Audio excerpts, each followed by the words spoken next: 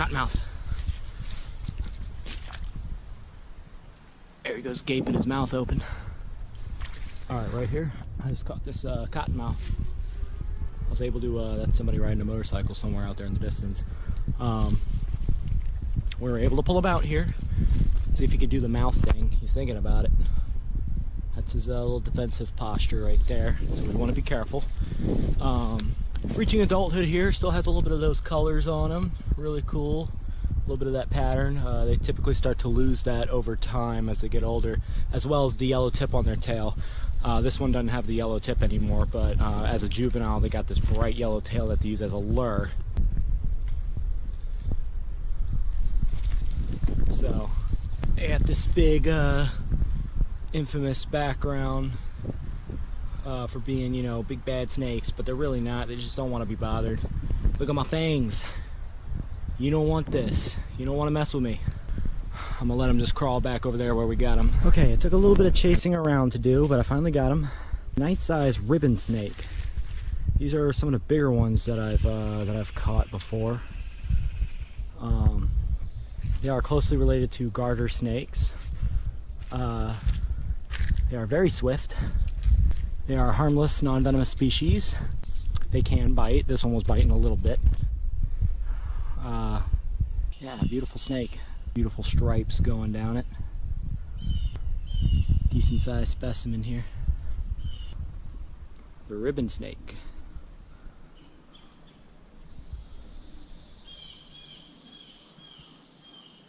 Hey, go buddy. Okay, right now I'm coming up to plain belly water snake.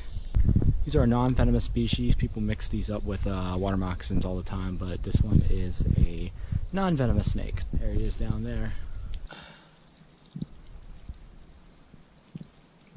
Nice little water snake. It's funny, I'm just walking up this path and I'm looking at all these vines and stuff, and I'm like, yeah, it'd be nice to see a rough green snake.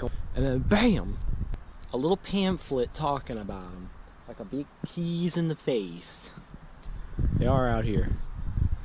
Like a lot of vegetation, specifically ones with greens. Imagine that. So yeah, I just thought I'd share that. That was pretty funny. I was like just thinking about them walking down this trail, and then like out of all the snakes they could have talked about, BAM! BAM!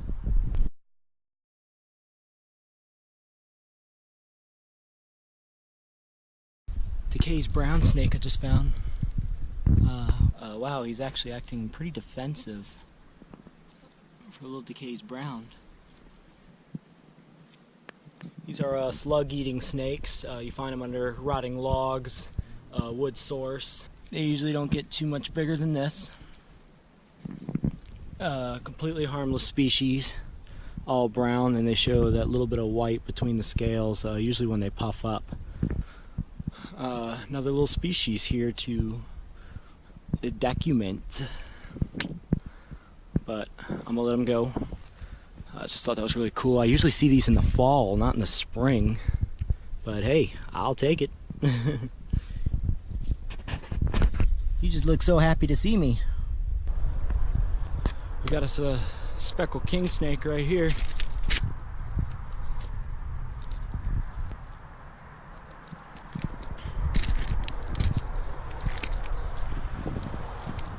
Beautiful belly.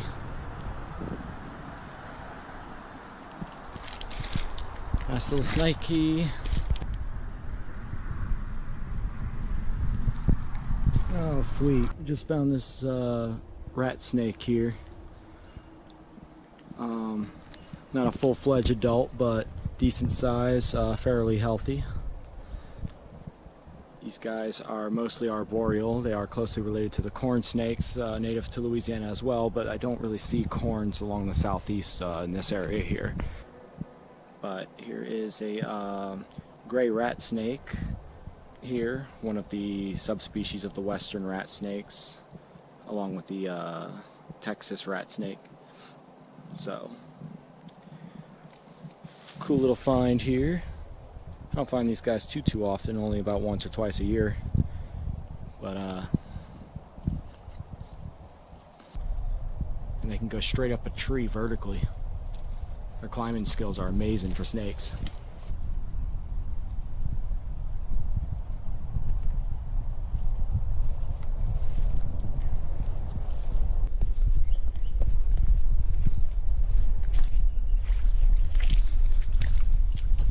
Nice little patch of woods here next to a couple of houses.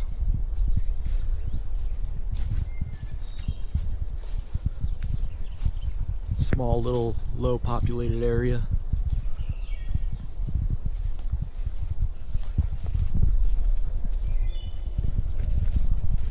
Yes.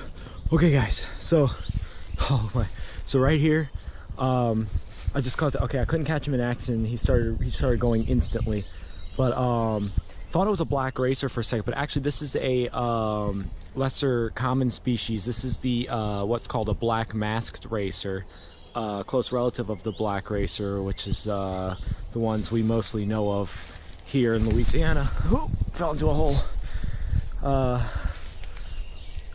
Most of us here in the southeast know about the black racer. That's the common species. This is a little different relative species here called the black masked, where it's more of a silverish kind of color with the black stripes on its face. Really cool. This is a life lister for me. Yeah, they kind of look like tan racers a little bit, but like I said, they got the little black mask on their face that distinguishes that species. Yeah, that's what I wanted. I knew he was going to do that. Great day of herping today. Amazing. Very beautiful snake. Nice little blue siding on him there.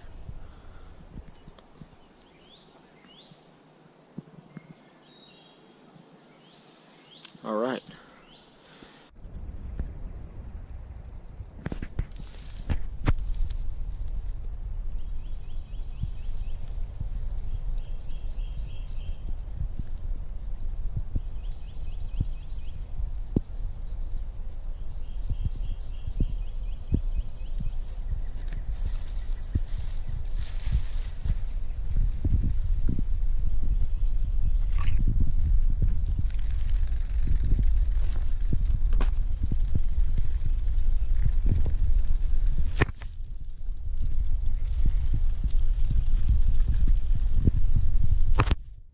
Didn't really have time to record them, but right here off my street, I've been living off the street for maybe close to 15 years now or so, and herped this area off and on through all those 15 years.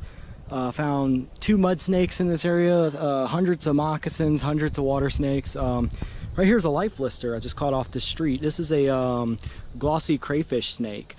I thought it was a Graham's crayfish at first when I first saw him.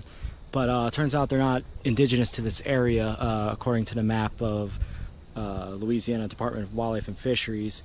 This is the glossy crayfish, or the Regina rigida, I believe, if I'm pronouncing that correctly. They do this cool posture thing like this, where they stand up.